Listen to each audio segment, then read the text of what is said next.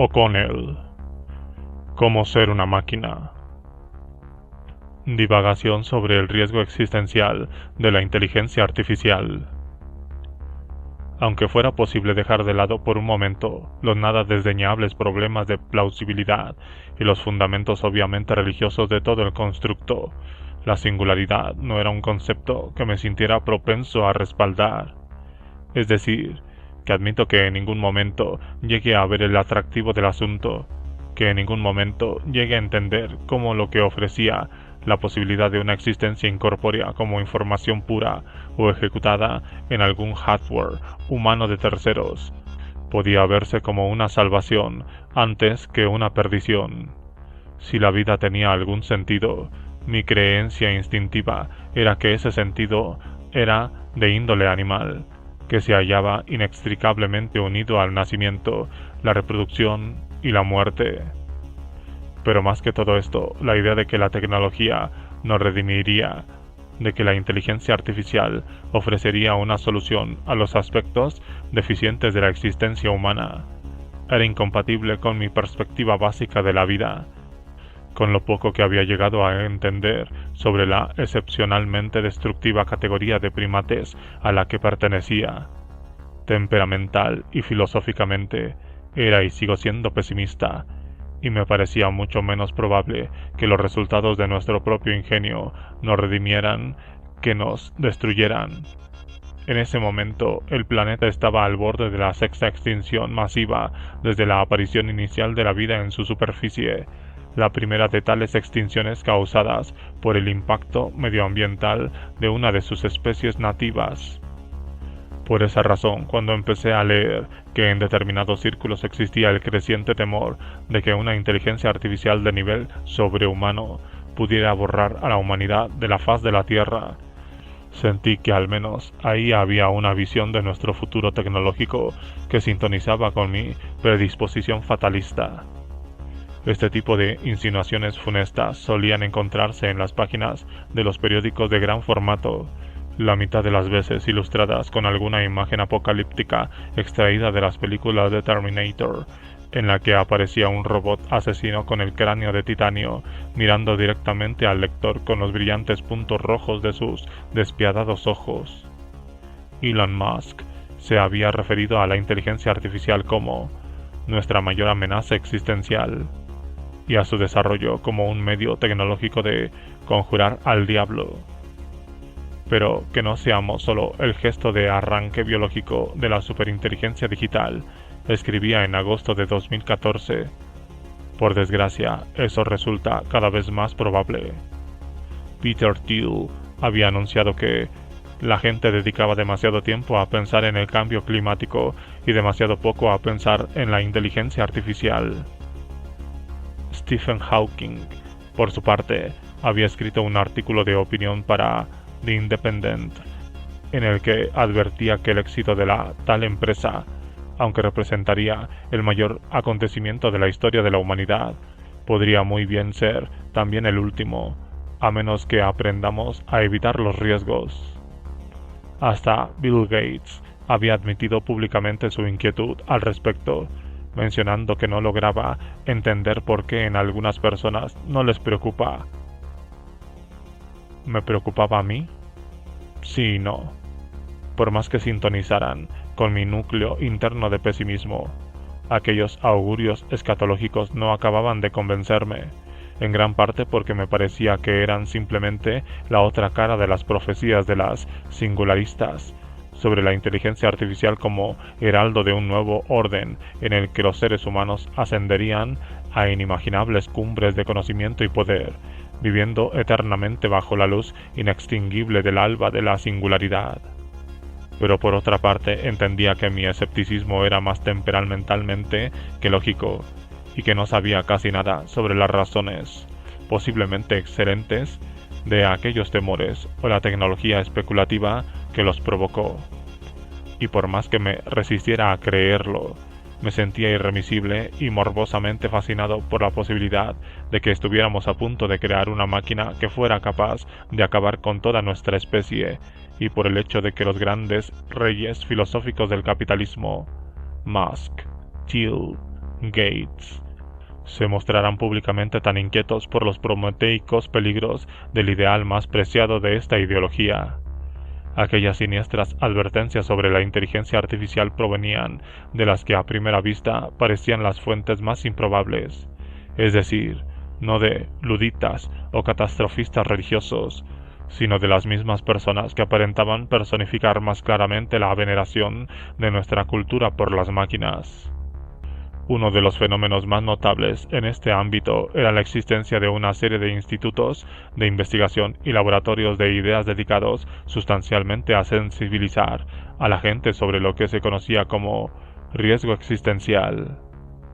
El riesgo de la aniquilación absoluta de la especie, un hecho completamente diferenciado de las meras catástrofes como el cambio climático, la guerra nuclear o las pandemias globales, y desarrollar algoritmos que nos ayuden a identificar cómo podemos evitar este destino en concreto. Así, por ejemplo, estaba el Instituto para el Futuro de la Humanidad en Oxford, el Centro para el Estudio del Riesgo Existencial de la Universidad de Cambridge, el Instituto de Investigación de la Inteligencia de las Máquinas en Berkeley y el Instituto para el Futuro de la Vida en Boston, el último de los cuales contaba entre los miembros de su consejo de asesores científicos no solo con prominentes figuras de la ciencia y la tecnología como Musk y Hawking, o el destacado genetista George Church, sino también, por alguna razón, con dos actores de cine especialmente apreciados, Alan Alda y Morgan Freeman. ¿A qué se referían todas esas personas cuando hablaban de riesgo existencial? ¿Cuál era la naturaleza de esa amenaza y la probabilidad de que sucediera? Estábamos hablando de un escenario tipo 2001, una odisea del espacio, en el que un ordenador capaz de experimentar sentimientos sufre una avería y hace todo lo que considera necesario para evitar que nadie lo apague. ¿Hablábamos acaso de un escenario tipo Terminator, donde una matriz skynetiana de máquinas superinteligentes adquiere conciencia y trata de destruir o esclavizar a la humanidad para lograr sus propios fines? Obviamente, si uno había de tomarse en serio todos los artículos que se publicaban sobre la inminente amenaza de las máquinas inteligentes y las dramáticas declaraciones de sabios como Thiel y Hawking, ese habría sido el tipo de cosas que le habrían acudido a la mente. Puede que no fueran expertos en inteligencia artificial propiamente dichos, pero eran hombres extremadamente inteligentes que sabían mucho de ciencia. Y si esas personas estaban preocupadas, junto con el capitán Hawkeye de MASH y el tío que había interpretado, entre otros personajes de serena sabiduría, a un científico que trataba de impedir la singularidad en la película de 2014, Transcendence, ¿no deberíamos preocuparnos también todos los demás? Un personaje que descollaba especialmente en este ámbito, digamos que algo así como su escatólogo en jefe, era Nick Bostrom, el filósofo sueco que, antes de adquirir renombre como uno de los principales profetas mundiales de la catástrofe tecnológica, había sido una de las figuras más destacadas del movimiento transhumanista y cofundador de la Asociación Transhumanista Mundial. A finales de 2014, Bostrom, entonces director del Instituto para el Futuro de la Humanidad, había publicado un libro titulado Superinteligencia, Caminos, Peligros, Estrategias, en el que describía la naturaleza del peligro que entrañaba la inteligencia artificial. Pese a ser un texto académico que apenas hacía concesiones al lector profano, las ventas del libro habían alcanzado cifras inesperadamente altas, hasta el punto de aparecer en la lista de los más vendidos del New York Times. Aquel éxito de ventas se debió en parte a que Elon Musk aconsejó seriamente a sus seguidores en Twitter que lo leyeran. Era posible, sugería el libro, que incluso la forma más benigna de inteligencia artificial imaginable condujera a la destrucción de la humanidad. Uno de los escenarios hipotéticos más extremos que presentaba la obra, por ejemplo, planteaba una situación en la que se asignaba a una inteligencia artificial la tarea de fabricar clips sujetapapeles de la forma más eficiente y productiva posible, y para ello, dicha inteligencia optaba por convertir toda la materia del universo en clips y en instalaciones de fabricación de clips. El escenario resultaba deliberadamente caricaturesco, pero como ejemplo del tipo de lógica inflexible a la que podríamos tener que enfrentarnos en una superinteligencia artificial, su intención era absolutamente seria. Yo no me describiría a mí mismo como transhumanista, me dijo Nick una noche mientras cenábamos en un restaurante indio cerca del Instituto para el Futuro de la Humanidad. Aunque estaba casado, su esposa y su hijo pequeño residían en Canadá, y él vivía solo en Oxford. Su situación incluía frecuentes vuelos transatlánticos y conversaciones regulares por Skype, aunque resultaba lamentable desde la perspectiva de la conciliación entre trabajo y vida familiar. Le permitía centrarse en su investigación en una medida que de otro modo probablemente no habría sido posible. Nick comía tantas veces en este restaurante concreto que el camarero le había traído un pollo al curry sin que él hubiera llegado a pedírselo de forma explícita. Me refiero, añadió, a que creo absolutamente en el principio general de la potenciación de las capacidades humanas, pero ya no tengo mucha conexión con el movimiento en sí. En el transhumanismo hay demasiado fanatismo en torno de la tecnología, demasiada creencia incondicional en que las cosas simplemente mejorarán de manera exponencial y que la actitud correcta consiste en limitarse a dejar que el progreso siga su curso. Son actitudes de las que con los años me he ido distanciando. Últimamente, Nick se había convertido en una especie de contratranshumanista. No se le podía acusar razonablemente de ser un ludita, pero sí se había hecho un nombre por méritos propios, tanto dentro como fuera del ámbito académico. Era por la fuerza de sus detalladas advertencias con respecto al rumbo hacia donde podríamos estar encauzando la tecnología y dónde nos podría llevar. Sigo pensando, me explicó, que dentro de unas pocas generaciones será posible transformar el sustrato de nuestra humanidad, y creo que la superinteligencia artificial será el motor que lo impulse. Como a muchos transhumanistas, a Nick le gustaba hacer hincapié en la inmensa diferencia que existe en la capacidad de procesamiento del tejido humano y del hardware de un ordenador. Las neuronas, por ejemplo, se activan a una velocidad de 200 hercios o 200 veces por segundo, mientras que los transistores operan a nivel de gigahercios, esto es, miles de millones de hercios. Las señales viajan a través de nuestro sistema nervioso central a una velocidad de unos 100 metros por segundo, mientras que las señales digitales pueden alcanzar la velocidad de la luz. El cerebro humano ve limitado su tamaño a la capacidad del cráneo, mientras que resulta técnicamente posible construir procesadores informáticos del tamaño de rascacielos. Tales factores, sostenía, creaban las condiciones para la superinteligencia artificial. Y dada nuestra tendencia a concebir la inteligencia en el marco de parámetros humanos, era probable que nos mostráramos excesivamente autocomplacientes a la hora de calibrar la rapidez con la que la inteligencia mecánica podría superar a la nuestra.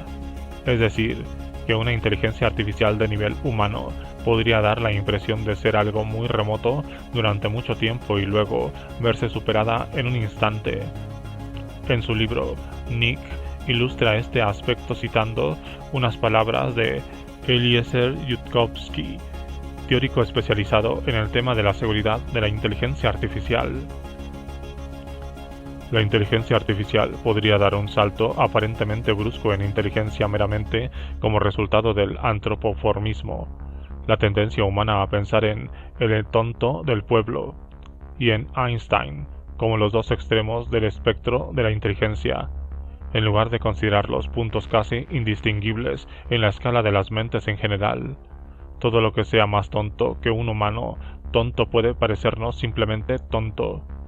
Uno se imagina la flecha de la inteligencia artificial ascendiendo constantemente en la escala de la inteligencia, dejando atrás a ratones y chimpancés, pero con una inteligencia artificial que sigue siendo tonta, porque no puede hablar una lengua con fluidez ni escribir artículos científicos, y entonces la flecha de la inteligencia artificial cruza la pequeña brecha que separa al infratonto del Ultra Einstein en el transcurso de un mes o un periodo similarmente corto. En ese punto, sostiene la teoría, las cosas cambiarían de manera radical, y está por ver si cambiarían para bien o para mal. Nick argumentaba que el riesgo fundamental no era que las máquinas superinteligentes pudieran ser activamente hostiles con sus creadores o predecesores humanos, sino que más bien mostrarían una absoluta indiferencia para con ellos. Al fin y al cabo, tampoco los humanos habíamos sido activamente hostiles con la mayoría de las especies que habíamos extinguido durante los milenios de nuestra hegemonía. Simplemente no entraba en nuestros planes. Lo mismo podría ocurrir con las máquinas superinteligentes que tendrían con nosotros una relación similar a la que nosotros teníamos con los animales que criábamos para alimentarnos o a aquellos otros a los que les iba un poco mejor por el hecho de no tener absolutamente ningún trato directo con nosotros. En lo referente a la naturaleza de la amenaza, Nick tenía especial interés en recalcar esto, que no habría malicia, ni odio, ni venganza por parte de las máquinas. No creo haber visto una sola noticia en la prensa sobre este tema, me dijo, que no se haya ilustrado con una imagen de alguna de las películas de Terminator. Siempre se da a entender que los robots se rebelarán contra nosotros porque les molesta nuestro dominio, que se alzarán contra nosotros, pero no es así. Y eso nos lleva de nuevo al escenario de los clips sujetapapeles, cuya ridiculez reconocía Nick abiertamente, pero que ejemplificaba el hecho de que cualquier daño que pudiéramos sufrir por parte de una máquina superinteligente no sería resultado de la malevolencia ni de ninguna otra motivación de tipo humano, sino que se debería al simple hecho de que nuestra ausencia resultaba ser una condición óptima para el logro de sus fines concretos. La inteligencia artificial no te odia, sostenía Yudkowsky, ni te ama, pero estás hecho de átomos que pueden utilizar para otra cosa. Una forma de entender esto sería escuchar una grabación, por ejemplo, del pianista Glenn Gould interpretando las variaciones Goldenberg de Bach y tratar de experimentar la belleza de la música mientras que al mismo tiempo pensamos en la destrucción que acarreó la fabricación del piano donde se está tocando. Los árboles talados, los elefantes sacrificados, los seres humanos esclavizados y asesinados en aras de los beneficios de los traficantes de marfil. Ni el pianista ni el fabricante de piano tenía una animosidad personal hacia los árboles, los elefantes ni los hombres y mujeres esclavizados, pero todos ellos estaban hechos de átomos que podían utilizarse para fines concretos, para ganar dinero, para tocar música. Lo que significa que, después de todo, esa máquina que tanto terror causa en ciertos círculos racionalistas no es tan diferente de nosotros. Entre los informáticos teóricos que trabajan en inteligencia artificial existe una cierta renuncia a hacer predicciones acerca de cuándo podemos esperar que surja algo parecido a una inteligencia sobrehumana. Dicha postura se da incluso entre quienes consideran realista esa perspectiva, que no son precisamente una mayoría. Ello se debe en parte a cierta aversión básica entre los científicos en general a hacer afirmaciones insuficientemente fundamentadas que puedan terminar dejándoles como unos necios. Pero esa renuncia también tiene mucho que ver con la historia concreta de un ámbito de estudio plagado de llamativos ejemplos de gente que ha subestimado alegremente los retos que comporta. En el verano de 1956, antes de que las ideas sobre máquinas inteligentes hubieran empezado a concluir en algo parecido a una disciplina, un pequeño grupo de científicos, destacadas figuras en matemáticas, ciencias cognitivas, ingeniería electrónica e informática teórica, se reunieron durante 6 semanas en el marco de un taller organizado en una universidad estadounidense, el Dartmouth College de Hanover, Nuevo Hampshire. El grupo incluía entre otros a Marvin Minsky, Claude Shannon y John McCarthy, a quienes actualmente se considera fundadores de la inteligencia artificial. En una propuesta dirigida a la Fundación Rockefeller, que financiaba el taller, el grupo daba los siguientes argumentos para justificar su convocatoria. Proponemos que durante 2 meses, 10 hombres lleven a cabo un estudio sobre la inteligencia artificial. El estudio debe basarse en la premisa de que todos los aspectos del aprendizaje o cualquier otro rasgo de la inteligencia pueden, en principio, describirse con la precisión suficiente para que pueda fabricarse una máquina capaz de simularlos. Se intentará encontrar la forma de hacer máquinas que utilicen un lenguaje, formen abstracciones y conceptos, resuelvan tipos de problemas hoy reservados a los humanos y se mejoren a sí mismas. Creemos que se puede lograr un avance significativo en uno o más de estos problemas si un grupo de científicos cuidadosamente seleccionados trabajan conjuntamente durante un verano. Este tipo de arrogancia ha sido un rasgo intermitente de la investigación en inteligencia artificial y ha hecho que se produjeran una serie de inviernos en este campo, periodos caracterizados por una drástica reducción de la financiación producidos tras diversos estallidos de intenso entusiasmo en torno a la inminente solución de uno u otro problema que luego resultaba ser mucho más complejo de lo que se había imaginado. La repetición durante décadas de estas pautas caracterizadas por el exceso de promesas y la insuficiencia de resultados ha llevado al surgimiento en el campo de la inteligencia artificial de toda una cultura por la que los investigadores se muestran reacios a aventurarse demasiado lejos en el futuro. Y ello, a su vez, ha generado una cierta dificultad para que esta disciplina adopte una postura clara con respecto a la cuestión del riesgo existencial. La mayoría de los desarrolladores que trabajan en inteligencia artificial no querrían que se les viera como autores de afirmaciones desmedidas con respecto a la tecnología en la que trabajan. E independientemente de nuestra opinión al respecto, está claro que la mencionada afirmación sobre la aniquilación de la humanidad es perfectamente susceptible de considerarse desmedida. Nate Soares se llevó una mano a la cabeza, que llevaba rapada al estilo monacal, y se dio unos cuantos golpecitos rápidos con el dedo en la parte delantera del cráneo. Hoy por hoy, dijo, la única forma de hacer funcionar un ser humano es mediante esta cantidad de carne. Soares y yo hablábamos de los beneficios que podría comportar el advenimiento de la superinteligencia artificial. Para él, el beneficio más inmediato sería la posibilidad de que un ser humano, él mismo, para ser más concretos, pudiera funcionar en algo distinto de esa cantidad de carne neuronal que estaba señalando. Nate era un hombre nervudo y ancho de hombros, de unos 25 años, que irradiaba una calma estrictamente controlada.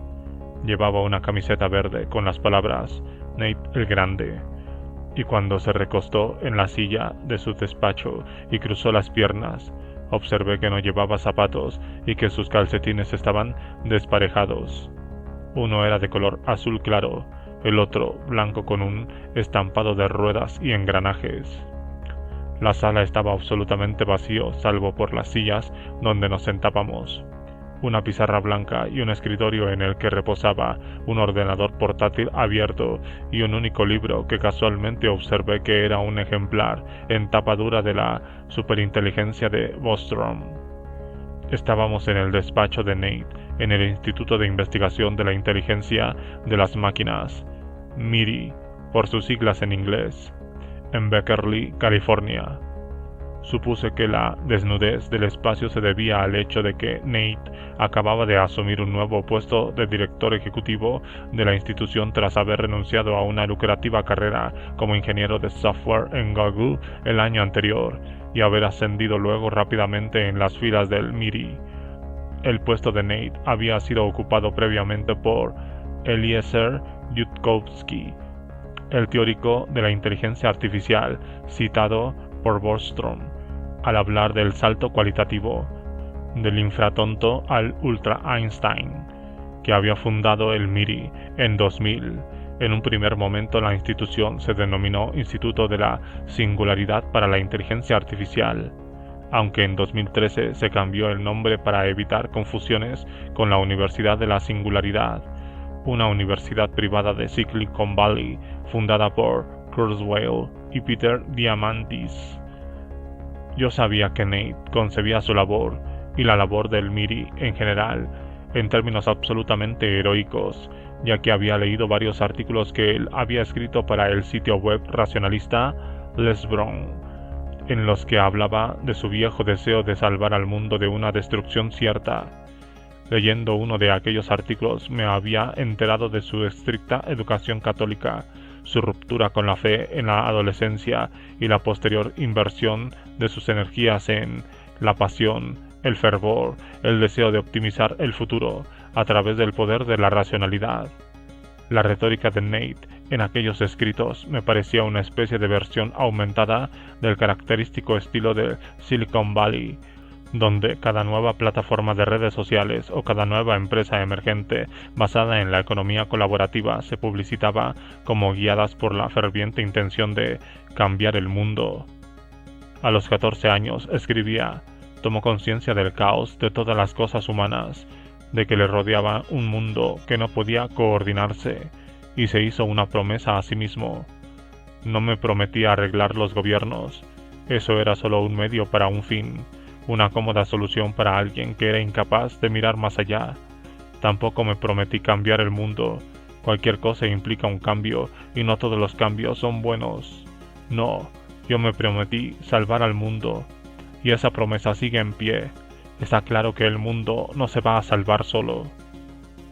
Yo me sentía intrigado por el tono de los escritos de Nate, por la forma en que cambiaba el lenguaje de la lógica con una especie de lacónico romanticismo friki, un registro extraño y contradictorio que parecía captar algo esencial de aquella idealización de la razón pura que constituía un aspecto tan prominente no solo del transhumanismo, sino de una cultura más amplia en el ámbito de la ciencia y la tecnología, una visión que yo había empezado a calificar de racionalismo mágico. Nate me habló a continuación de los grandes beneficios que, si las cosas no se torcían, iba a comportar el advenimiento de la superinteligencia artificial.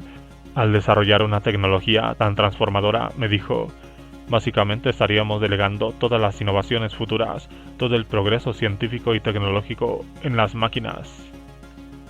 Aquel tipo de afirmaciones eran más o menos habituales entre quienes en el mundillo tecnológico creían que la superinteligencia artificial era una posibilidad real. La capacidad de resolución de problemas de aquella tecnología, adecuadamente aprovechada, se traduciría en una enorme aceleración del flujo de soluciones en innovaciones, un estado de permanente revolución copernicana. Preguntas que habían traído de cabeza a los científicos durante siglos se resolverían en cuestión de días, horas o minutos. Se encontrarían curas para enfermedades que hoy destruían un gran número de vidas, al tiempo que se diseñaban soluciones ingeniosas a la superpoblación.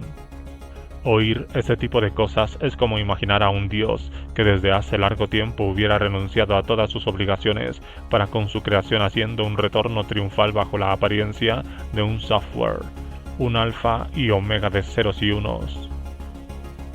De lo que hablamos con la inteligencia artificial es de llegar mucho más deprisa al límite de lo físicamente posible, me dijo Nate, y una cosa que obviamente será posible en ese contexto es la transferencia de mentes humanas.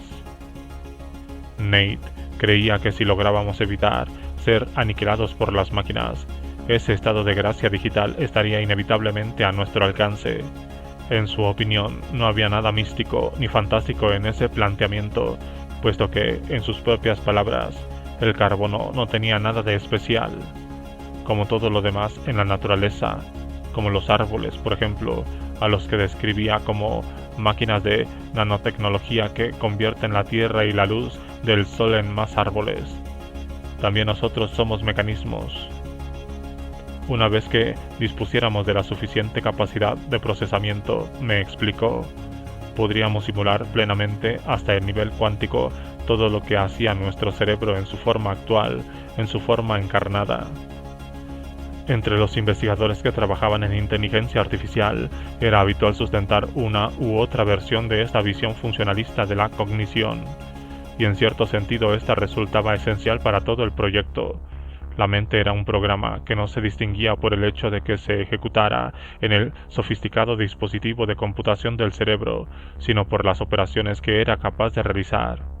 El proyecto en el que trabajaban actualmente personas como Randall Cohen y Tuth Huffman, pese a su vasta complejidad y su lejanía en el tiempo, podría realizarse en el transcurso de un fin de semana largo empleando el tipo de superinteligencia artificial de la que hablaba Nate. Era fácil olvidar, prosiguió Nate, que mientras nosotros estábamos allí sentados hablando, de hecho estábamos utilizando ordenadores nanotecnológicos basados en proteínas para mantener aquella conversación, para realizar aquella transferencia de datos. Y mientras me lo explicaba, yo me preguntaba si Nate y las personas como él, aquella convicción les resultaba tan natural porque sus cerebros, sus mentes, funcionaban justamente de la manera lógica y rigurosamente metódica que hacía que esa metáfora pareciera intuitivamente precisa, que hacía que en última instancia ni siquiera pareciera una metáfora en absoluto. Por mi parte, en cambio, tenía problemas para concebir mi cerebro como un ordenador o cualquier otro tipo de mecanismo. De ser así, intentaría reemplazarlo por un modelo mejor, dado que se trataba de un dispositivo tremendamente ineficiente, propenso a frecuentes bloqueos, nefastos errores de cálculo y largos rodeos en su camino hacia unos objetivos que, al final, la mitad de las veces terminaban por abandonar de todos modos. Quizá yo me resistía tanto a esa concepción del cerebro como un ordenador porque aceptarla implicaría necesariamente adoptar un modelo en el que mi propia forma de pensar resultaría ser básicamente una disfunción, una redundancia, un fallo del sistema. Había algo insidioso en aquella tendencia de los transhumanistas, de los singularistas, de los tecno-racionalistas en general, a referirse a los seres humanos como si fueran simples ordenadores construidos a base de proteínas, a insistir en que el cerebro, como decía Minsky, resulta ser una máquina de carne. Ese mismo día, en la cronología de Nate en Twitter, donde éste tenía la costumbre de citar cosas que oía en las oficinas del MIDI, había leído lo siguiente: eso es lo que sucede cuando ejecutan los putos programas que han surgido en ordenadores de carne. A mí esa retórica me resultaba visceralmente desagradable porque reducía la complejidad y la peculiaridad de la experiencia humana a un simplista modelo instrumentalista de estímulo y respuesta, y por ende habría un espacio imaginativo, o mejor dicho, un espacio ideológico, en el que los humanos podrían muy bien ser reemplazados, versionados por máquinas más potentes, porque el destino de toda la tecnología era, en última instancia, verse desbancada por algún dispositivo más sofisticado, más útil, más eficaz en la ejecución de sus tareas. El objetivo de la tecnología en sí era hacer superfluas las tecnologías individuales lo más rápido posible. Y en esta visión tecnodarwinista de nuestro futuro, en cuanto a artífices de nuestra evolución, no haríamos sino generar nuestra propia obsolescencia. Nosotros mismos estamos creando a nuestros sucesores, escribía el novelista inglés Samuel Butler en 1863, en la estela de la Revolución Industrial y 4 años después de la publicación de El origen de las especies. El hombre se convertiría para la máquina en lo que el caballo y el perro son para el hombre. Pero también había algo más, algo aparentemente trivial, pero de alguna manera más profundamente perturbador: la repugnancia derivada de la conjunción de dos sistemas de imágenes aparentemente irreconciliables, el de la carne y el de la maquinaria. Y quizá la razón de que esa conjunción provocara en mí una repugnancia tan básica era que, como todos los tabúes, suscitaba algo que resultaba atroz precisamente por su proximidad a la verdad. La verdad, en este caso, de que, de hecho, éramos carne, y de que la carne que éramos no era ni más ni menos que el material del que estábamos hechos como máquinas y viceversa. Y en ese sentido, era verdad que el carbono no tenía nada de especial, como tampoco había nada de especial, nada necesario en el plástico, el vidrio y el silicio del iPhone en el que yo estaba grabando a Nate Soares, diciendo que el carbono no tenía nada de especial. Así, el que para los singularistas era el mejor escenario posible, la versión del futuro en la que nos fusionamos con la superinteligencia artificial y nos convertimos en máquinas inmortales, para mí no era más atractivo.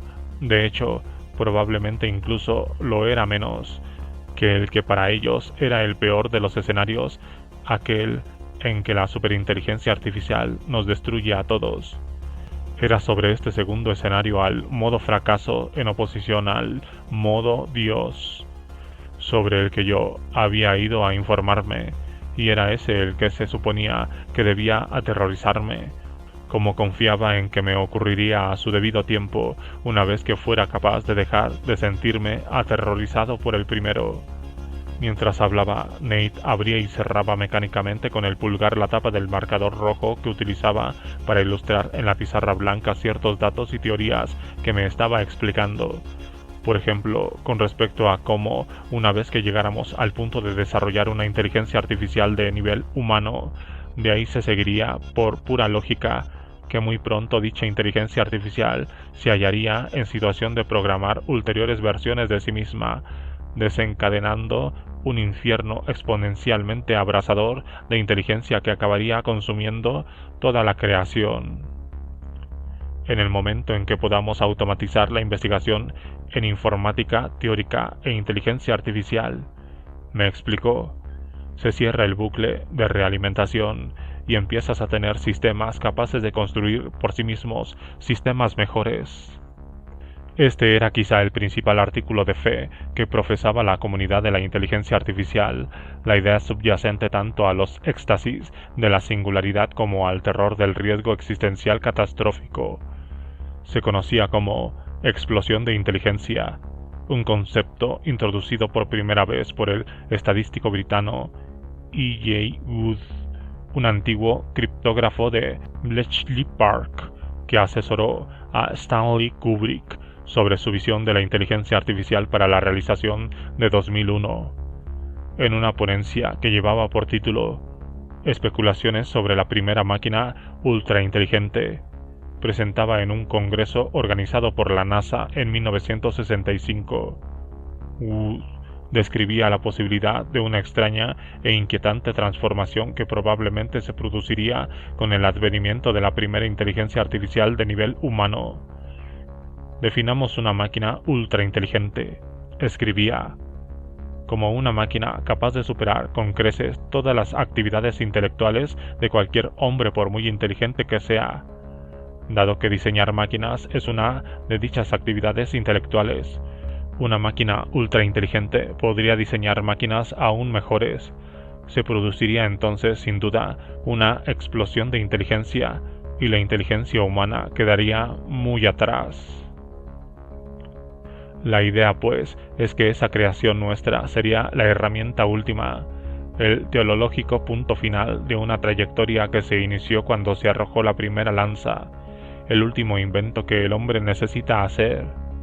Wood creía que dicho invento sería necesario para la supervivencia de la especie, pero que solo se podría evitar el desastre si la máquina era lo bastante dócil para decirnos cómo mantenerla bajo control.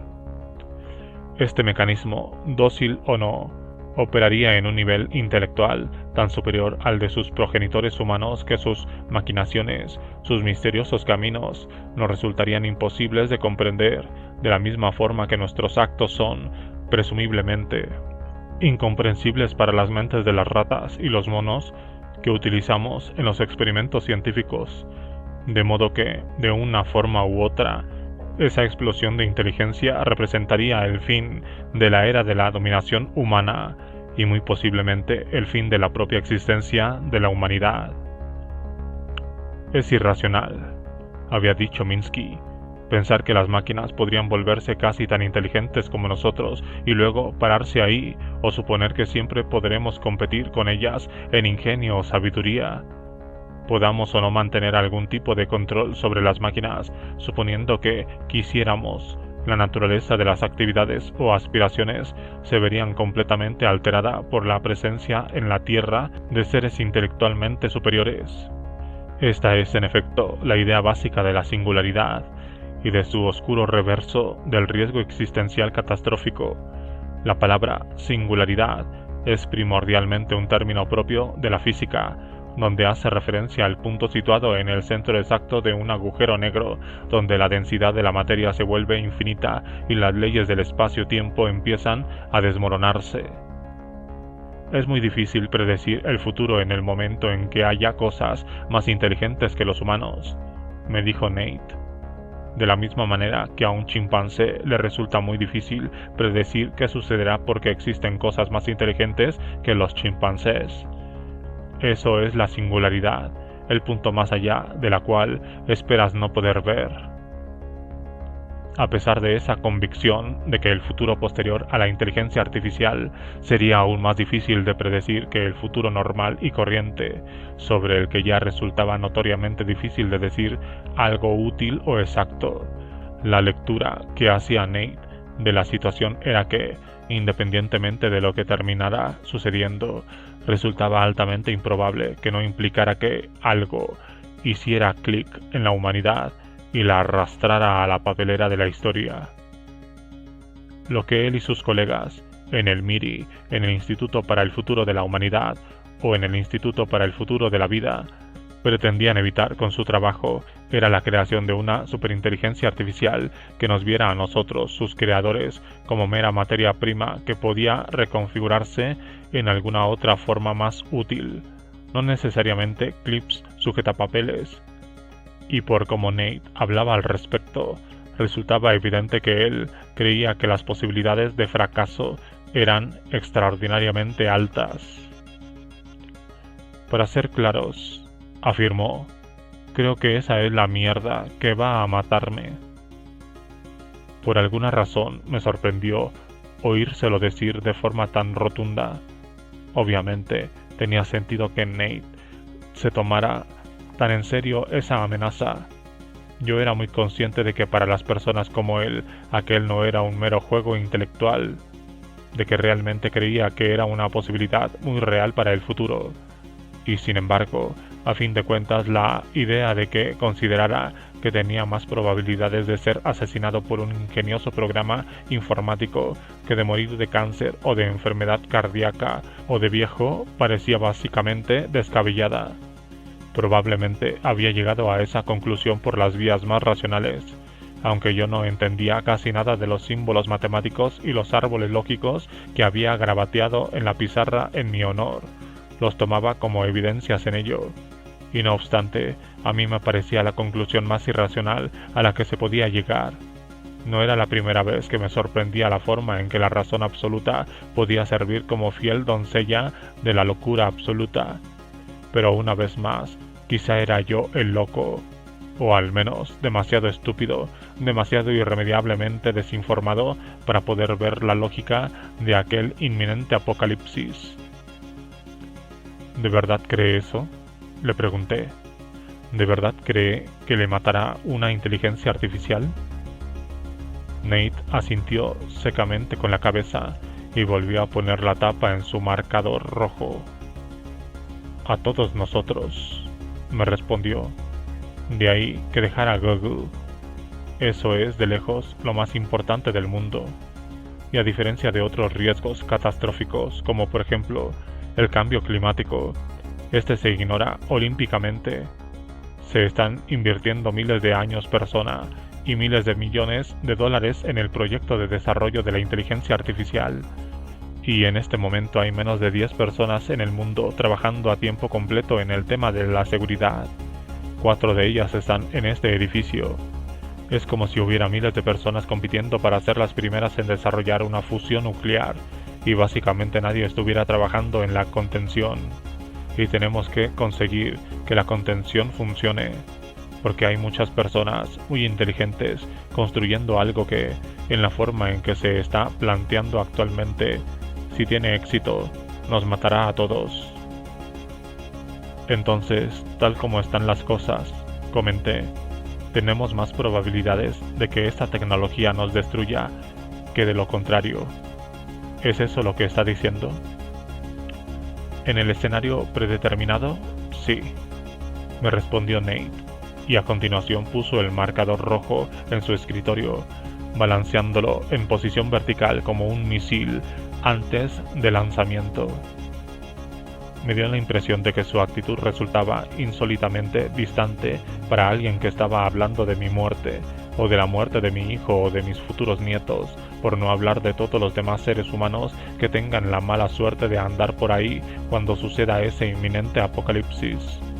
Parecía como si hablara de un problema meramente técnico, de alguna ardua y complicada cuestión burocrática, lo que en cierto sentido estaba haciendo. Yo soy algo optimista, añadió, reclinándose hacia atrás en su silla, con respecto a que si podemos incrementar la concienciación sobre los problemas. Luego, con otro par de rápidos pasos hacia la inteligencia artificial, a la gente le inquietará mucho más ver que la cosa se acerca, y la inteligencia artificial como disciplina tomará conciencia de ello. Pero sin personas como nosotros impulsando esta agenda, sin duda la ruta predeterminadamente es la perdición.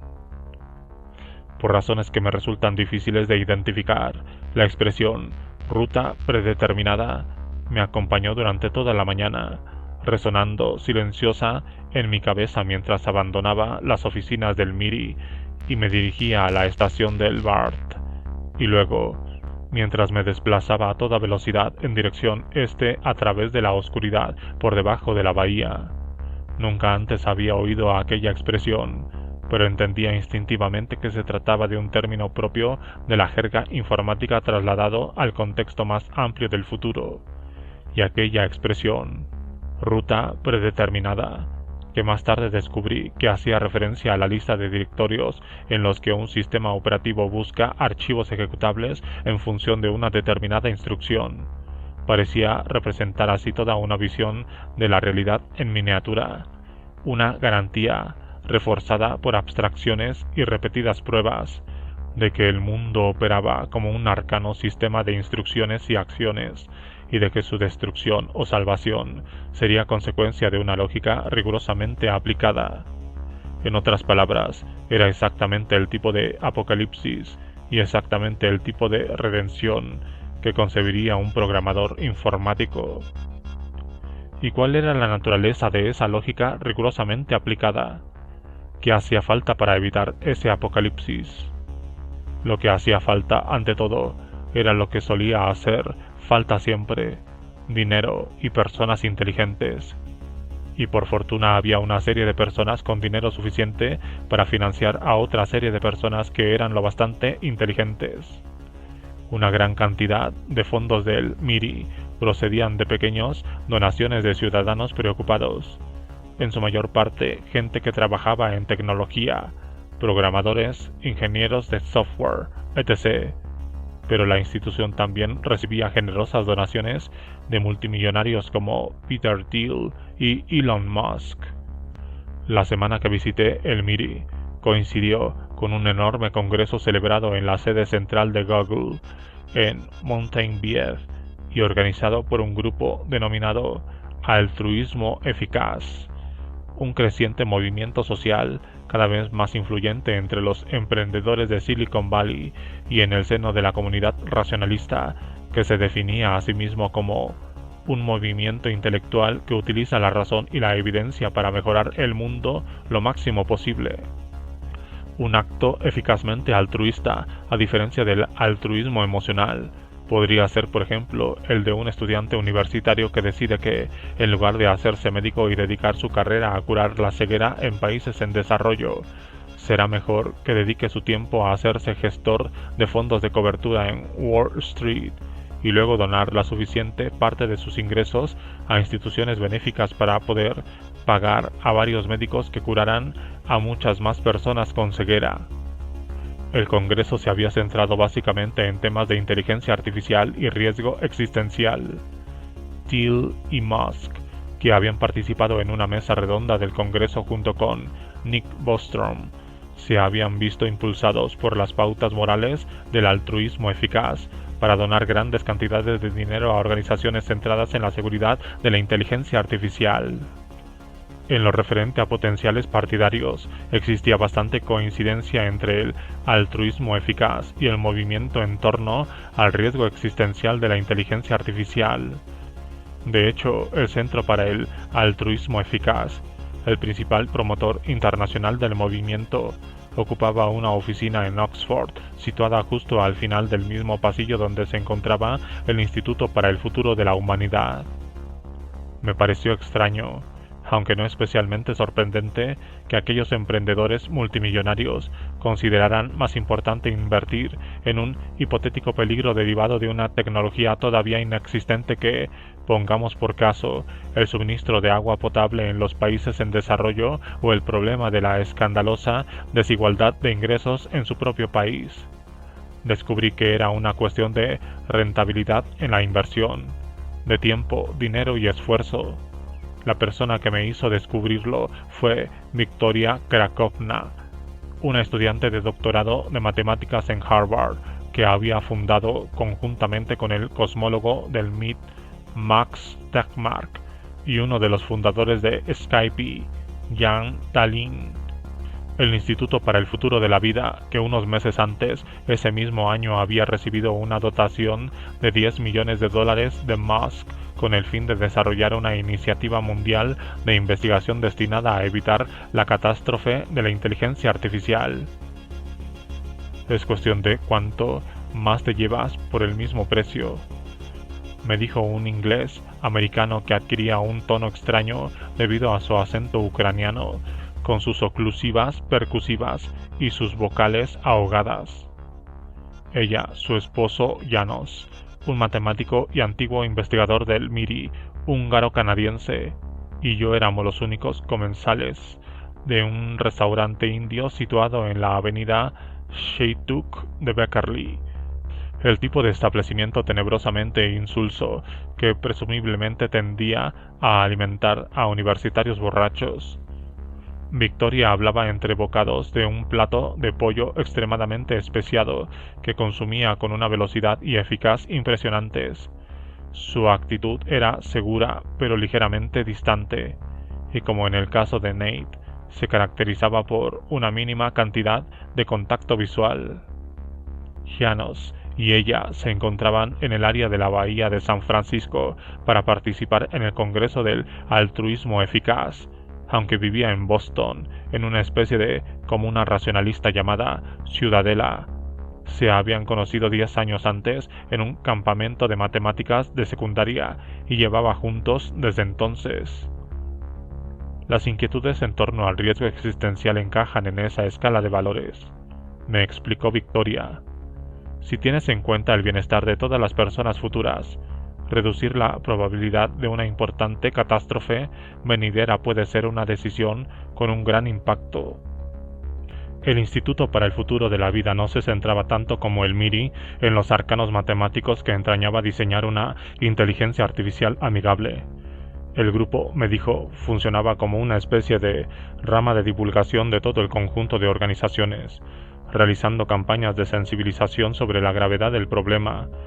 Victoria me explicó que sus campañas no pretendían llamar la atención de los medios de comunicación ni de la opinión pública en general, sino más bien de los propios investigadores que trabajaban en el ámbito de la inteligencia artificial, un grupo que apenas estaba empezando a tomarse en serio el concepto de riesgo existencial. Una de las personas que había tenido un papel más decisivo para que se empezara a abordar en serio esta cuestión era Stuart Russell, profesor de informática teórica de la Universidad de California en Berkeley, que había escrito más o menos literalmente la Biblia de la inteligencia artificial.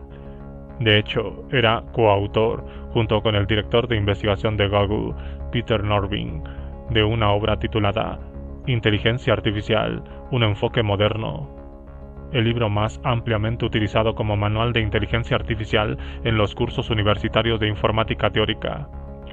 En 2014, Russell y otros 3 científicos, Stephen Hawking, Max Tegmark y el físico y premio Nobel Frank Wilczek, habían publicado una serie de advertencias sobre los peligros de la inteligencia artificial en todas las ediciones de Huffington Post.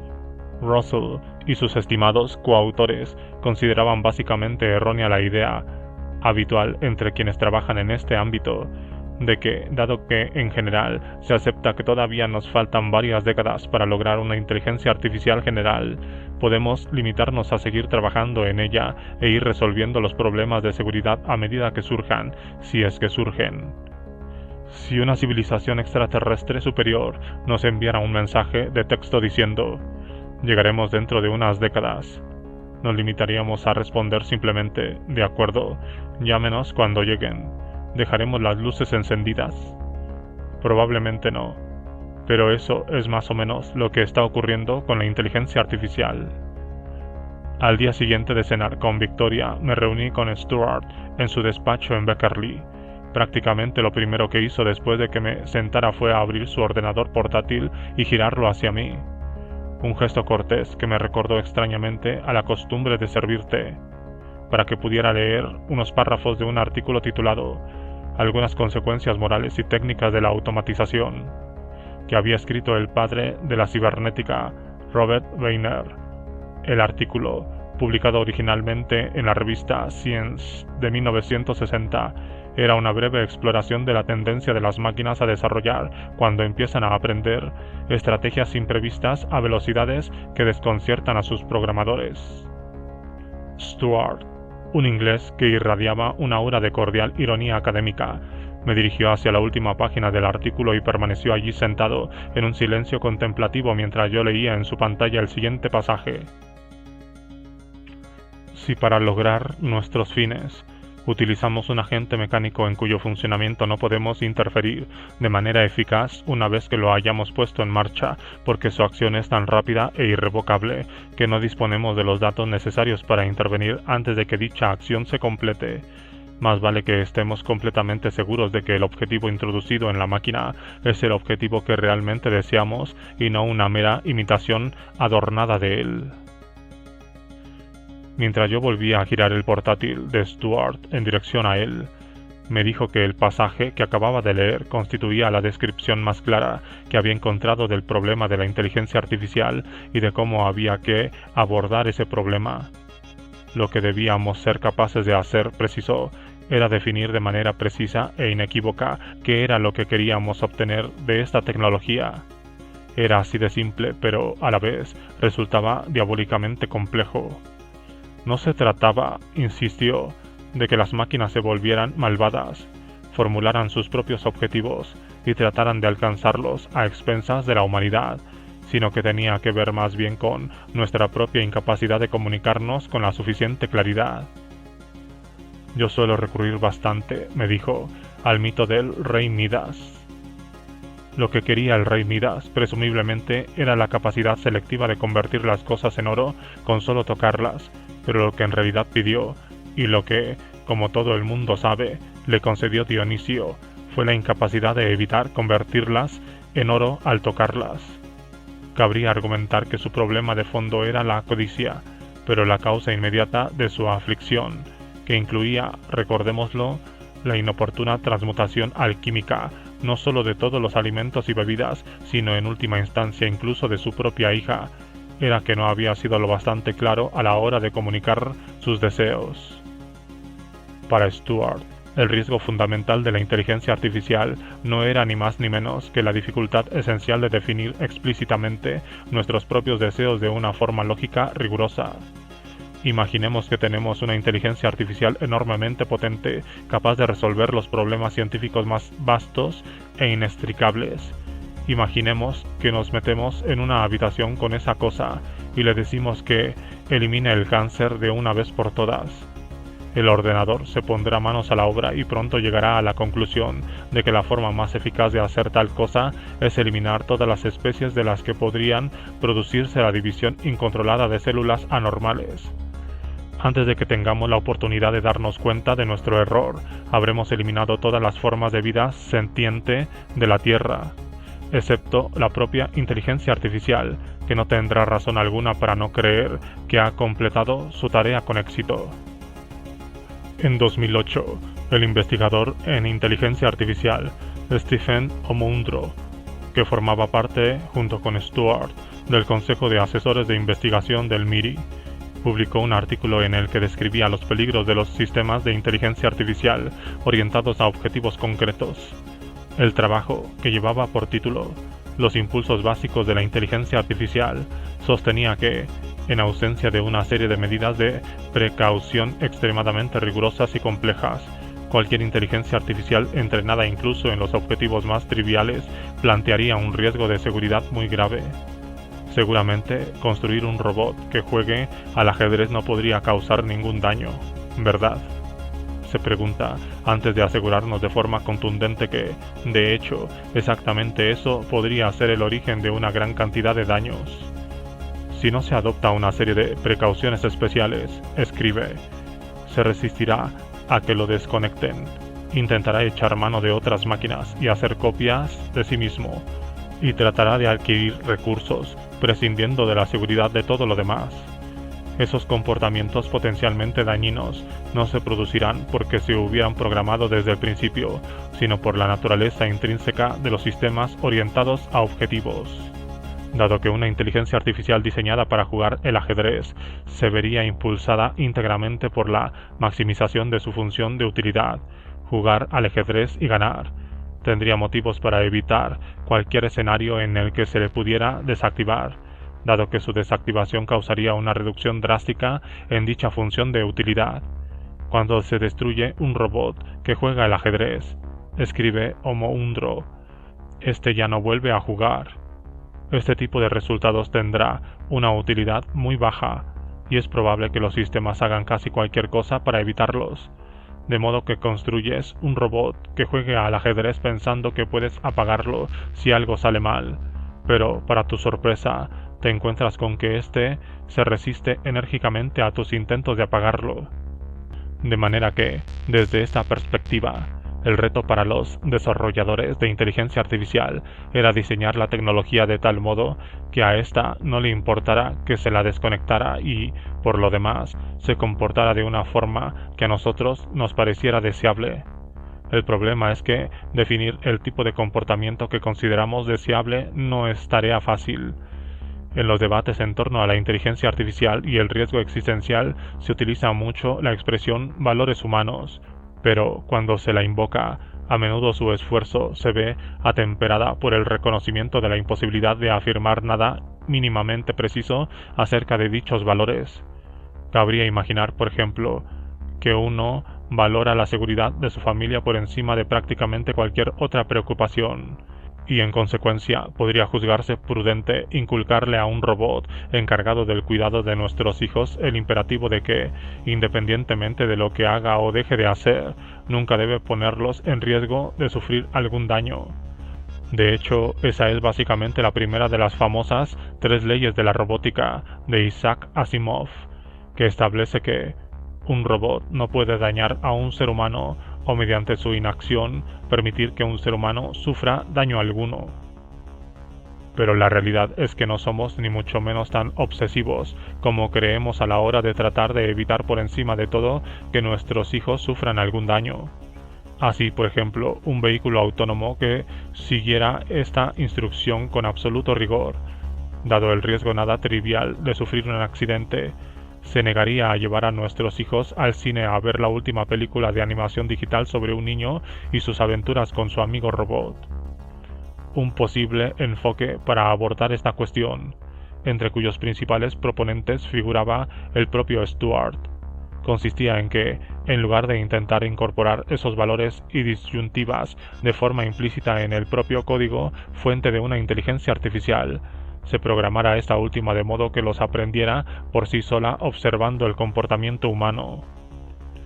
Así es como nosotros mismos aprendemos nuestros sistemas de valores, me explicó Stuart.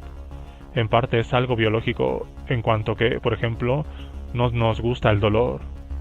En parte es explícito, en cuanto que la gente te dice que no hay que robar, pero en su mayor parte consiste en observar el comportamiento de otras personas e inferir los valores que se reflejan en él.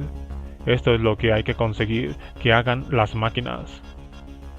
Cuando le pregunté cómo de lejos creía él que podíamos estar de una inteligencia artificial de nivel humano, Stuart, como era costumbre en su profesión, se mostró reacio a hacer ninguna predicción al respecto.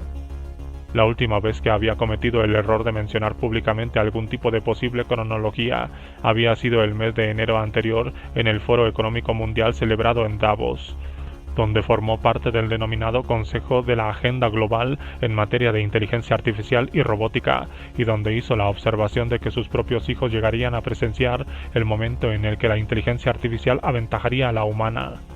Según me explicó, su comentario dio lugar a un titulado del Daily Telegraph, en el que se afirmaba que, en el plazo de una generación, los robots psicópatas podrían superar a la raza humana.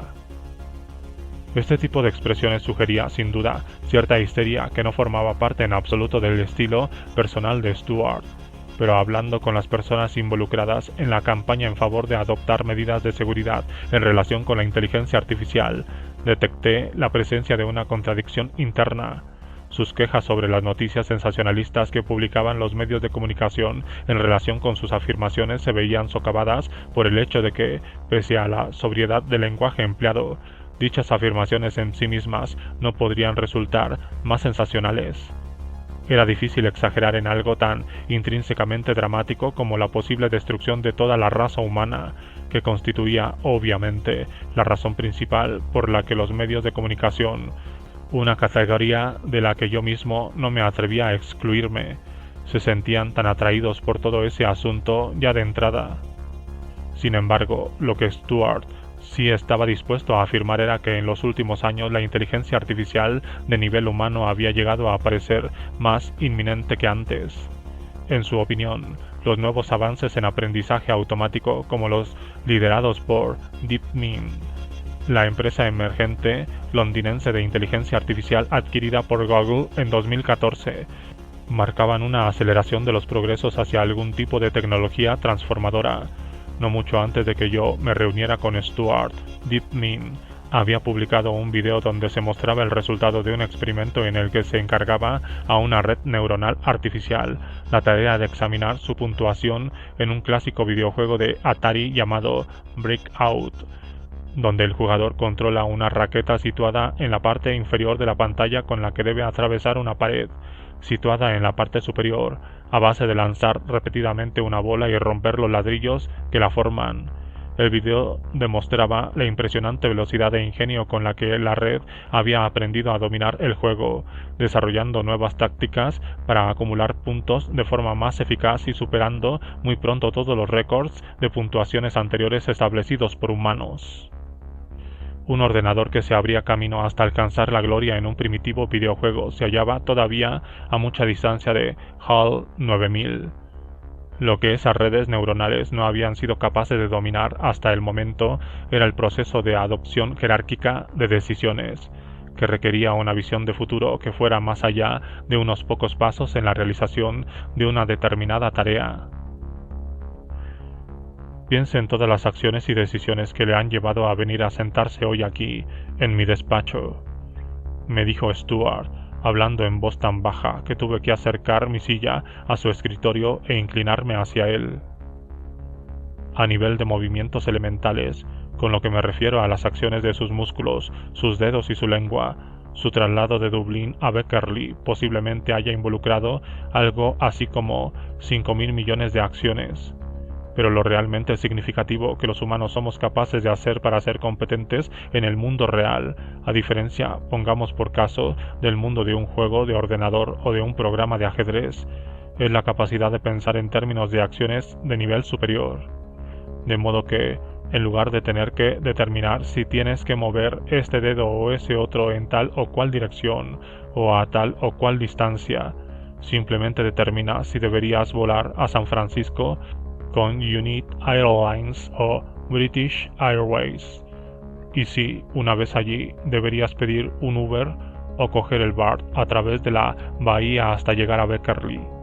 Nosotros tenemos la capacidad de pensar en bloque a muy gran escala, y de esa forma podemos construir futuros que abarquen miles de millones de acciones físicas, la mayoría de las cuales son completamente inconscientes.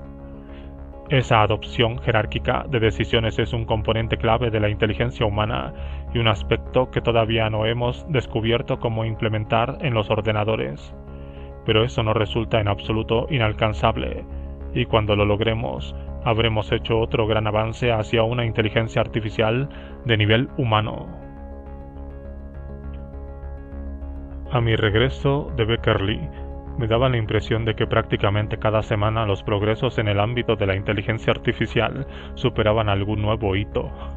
Cada vez que abría Twitter o Facebook, mis biografías, flujos de información que en sí mismos estaban controlados por la fuerza de algoritmos ocultos, contenían alguna extraña e inquietante historia sobre la cesión de uno u otro territorio humano a la inteligencia mecánica. Así, por ejemplo, leí que en el West End de Londres estaba a punto de estrenarse un musical cuyo guión, música y letra habían sido íntegramente elaborados por un software de inteligencia artificial llamado Android Weaver. Leí que un programa de inteligencia artificial llamado AlphaGo, también obra de DeepMind de Google, había derrotado a un gran maestro humano de Go, un antiguo juego de estrategia chino que en términos de posibles movimientos resultaba exponencialmente más complejo que el ajedrez. Leí que en un libro escrito por un programa de ordenador había superado la primera fase eliminatoria de un premio literario japonés abierto a trabajos escritos tanto por humanos como por software de inteligencia artificial, y me acordé del futurista profesor con el que había hablado en aquel pub de Bloomsbury después de la charla de Enders, y de su sugerencia de que con el tiempo habría cada vez más obras literarias escritas por máquinas. Yo no tenía claro cómo tomarme todo aquello. En cierto sentido, no me preocupaba tanto la cuestión de que podría suponer la existencia de novelas o musicales generadas por ordenadores para el futuro de la humanidad, como la idea de tener que leer un libro así o soportar un espectáculo de ese calibre. Y tampoco es que sintiera especialmente orgulloso de la primacía de mi especie en los juegos de estrategia, por lo que me resultaba difícil entusiasmarme con el predominio de AlphaGo, que me parecía que tan solo demostraba el sencillo hecho de que los ordenadores estaban mejorando en aquello mismo en lo que en cualquier caso siempre había sido buenos, que era el cálculo rápido y exhaustivo de resultados lógicos. Esto es, que no se trataba más que de un algoritmo de búsqueda altamente sofisticado. Pero en otro sentido parecía razonable suponer que aquellos programas de inteligencia artificial no podían sino mejorar en lo que ya estaban haciendo, que los musicales del West End y los libros de ciencia ficción se irían haciendo gradualmente cada vez menos infumables con el paso del tiempo, y que las máquinas realizarían tareas cada vez más complejas de forma cada vez más eficiente. A veces me parecía del todo evidente que toda aquella idea del riesgo existencial no era más que una fantasía narcisista de heroísmo y control. La pomposa ilusión, urdida por programadores informáticos, emprendedores tecnológicos y otros enclaustrados frikis ególatras, de que el destino de la especie estaba en sus manos. Una ridícula escatología binaria por la que seríamos destruidos por un código malvado o salvados por uno bondadoso. En esos momentos todo el asunto me parecía tan infantil que me daba la impresión de que apenas merecía la pena pensar en ello, salvo como una lección objetiva sobre la idiotez inherente a un determinado tipo de inteligencia. Pero había otras ocasiones en las que me convencía de que era yo quien se engañaba, y de que Nate Soares, por ejemplo, estaba absoluta y terriblemente en lo cierto, que miles de las personas más inteligentes del mundo dedicaban su jornada a utilizar la tecnología más sofisticada del mundo para construir algo que acabaría destruyéndonos a todos. Parecía, si no absolutamente plausible, en cierto nivel, intuitiva, poética y mitológicamente cierto. Al fin y al cabo, eso era lo que hacíamos como especie, construir dispositivos ingeniosos y destruir cosas.